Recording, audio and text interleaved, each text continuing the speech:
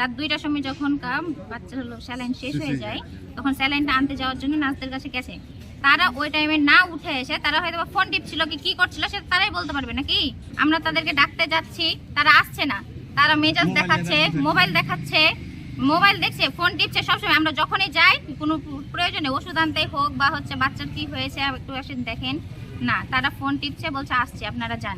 যেখানে কেউ নার্সরা ভালোভাবে দেখছে না, সবাই কিন্তু অবহেলাই করছে। কারণ এখানে নতুন মেডিকেল, সবাই ভাবছে যে হ্যাঁ এখানে আসলে হয়তো চিকিৎসাটা ভালোভাবে আমরা পাবো, কিন্তু সেটা তো পাচ্ছে না কেউ। 6:30 থেকে বাচ্চা মা পড়ে আছে এক জায়গায়। তারপর থেকে যতগুলো লোক প্রশাসন স্থানীয় লোকজন যা এসছে সবাই নার্সের দরজার সামনে দাঁড়িয়েছে। বাচ্চাকে বা বাচ্চার মায়ের টাকা দিয়ে কেউ তাকায়নি। সত্য কথা, বাচ্চার দিকে বা বাচ্চার মায়ের দিকে কোনো ব্যক্তি তাকায়নি বা তাকে দেখতে যায়নি কোনটা বাচ্চা মারা গেছে। আইসাই বলেছে যে নার্সের দরজায় এখানে দাঁড়িয়েছে।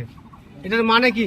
যেটা চাচ্ছি আমাদের এই মুহূর্তে ওই 3 জন নার্সকে আমাদের সামনে প্রকাশ নাম করে মিডিয়ার সামনে ছবি দিয়ে তাদেরকে এই মুহূর্তে কোনো প্রসেস চলবে না। হয় নার্সকে এখান থেকে এই মুহূর্তে থেকে চাকরি থেকে বরখাস্ত দিতে হবে, এটা আমাদের দাবি। এছাড়া আমরা যাবো না, লাশ যাবে না।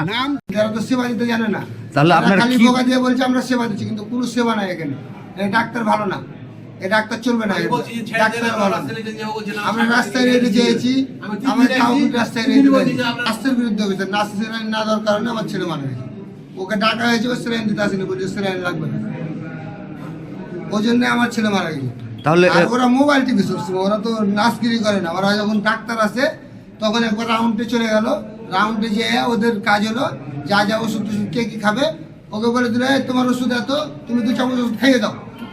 খাইয়ে দিয়ে ওরা ওখান থেকে চলে গেল। মানে প্রত্যেকটা রুগীর কাছে যায় এমন করে কথা বলে যাতে ওরা ডাক্তারের চেয়ে অনেক বড় কিছু, ওরা নার্সের বিহেভ করে না, ওরা ডাক্তারের চেয়ে বড় কিছু ব্যবহার করে, মানে ওদের নেচার ভালো না।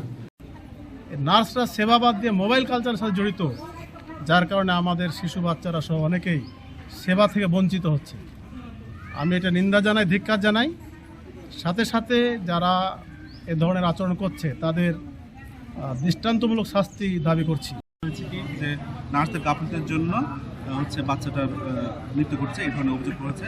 তো আমরা ঊর্ধ্বতন কর্তৃপক্ষের সাথে কথা বলেছি এবং তাদের সাথে কথা বলে জানতে পারলাম যে যুদ্ধকালীন সময় আমাদের এখানে উপস্থিত ছিলেন মোসাম্মদ আমিয়া খাতুন, মজিদা খাতুন, মোসাম্মদ আমেনা খাতুন। তাদের যে গাফিলতির অভিযোগটা রয়েছে সেই অভিযোগের প্রেক্ষিতে আমরা উক্ত কর্মরত নার্সদের সাময়িক বরখাস্ত করা হয়েছে এবং তদন্তের সাপেক্ষে উক্ত নার্সদের সর্বোচ্চ শাস্তির ব্যবস্থা গ্রহণে পরবর্তী ব্যবস্থা নেওয়া হবে।